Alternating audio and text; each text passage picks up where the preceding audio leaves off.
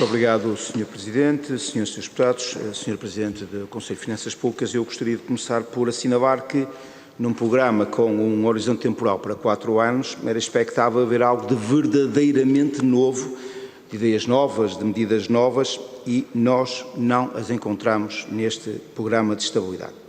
Na verdade, se retirarmos o aumento intercalar de pensões que apenas repõe a atualização legal que tinha sido incumprida, se retirarmos uma redução do IRS, que repare-se que será ao longo de 5 anos, e um prometido, eu insisto, num prometido maior crescimento do investimento público e privado pela aceleração da execução do Programa de Recuperação e Resiliência, bem como do lançamento do PT 2030, não há nada de verdadeiramente novo neste programa. É mais do mesmo.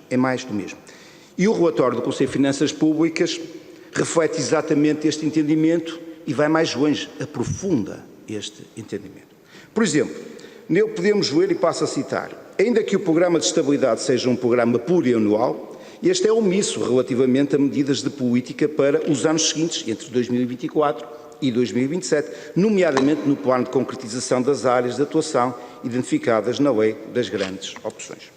Podemos igualmente ler no relatório do Conselho de Finanças Públicas que, do documento, e passo a citar, nada resulta quanto à estratégia política. Fim de citação. Da estratégia política, obviamente, do Governo. Ainda segundo o Conselho de Finanças Públicas, as medidas de política apresentadas, novamente, passo a citar, são essencialmente medidas emergenciais. Fim de citação. De resposta ao quadro da inflação, temporárias, com um impacto quase exclusivamente no ano 2023, de que não se espera impacto estrutural, reforço ou reconfiguração da política económica. Convenhamos, Sr. Presidente, que é difícil ser-se mais crítico deste programa de estabilidade. Mas o Conselho de Finanças Públicas tem razão. Este programa de estabilidade pode ser muita coisa, mas não é seguramente aquilo que deveria ser. Isto é, não é um instrumento estratégico que defina as metas, que calendariza ao longo dos próximos 4 anos as reformas estruturantes que o país exige. Reformas que sejam promotoras do crescimento económico, reformas que invertam a atual tendência de acantonamento no extremo mais pobre da escala de rendimentos da Europa, reformas que respondam ao colapso do Estado, reformas que reponham o normal funcionamento dos serviços públicos, reformas que capacitem o cumprimento das obrigações sociais do Estado. O programa de estabilidade não dá cumprimento a estas exigências e isso impõe-nos, do nosso ponto de vista, uma visão dramática daquilo que podemos esperar para o futuro. E porquê é que isto acontece? Por uma razão muito simples. Porque o Governo está esgotado e está conformado.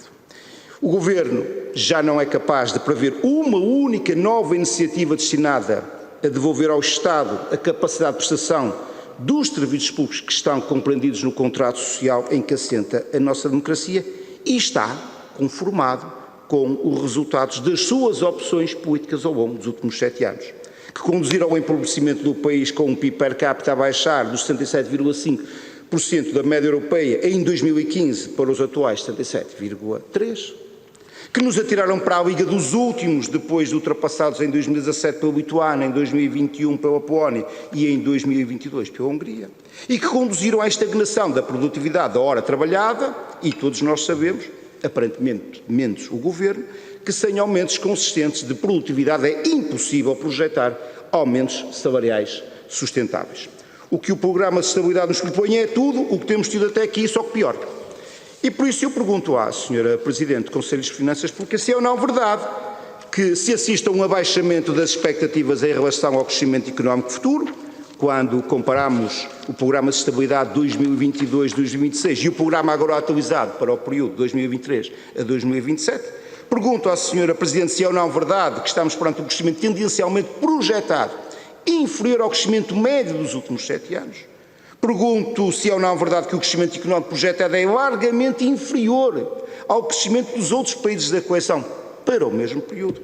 Pergunto se é ou não verdade, ou se não se afigura particularmente preocupante a trajetória de produtividade apresentada com as taxas anuais previstas a variar entre os 1,4% e 1,7%, e depois de todas estas perguntas, e ainda assim, E para agravar este cenário, eu pergunto à Sra. Presidente, e para terminar, se não considera as projeções do Governo para a evolução do PIB nominal relativamente otimistas e claramente superiores às previsões de março, do próprio Conselho de Finanças Públicas e de abril do Fundo Monetário Internacional. Muito obrigado, Sr. Presidente.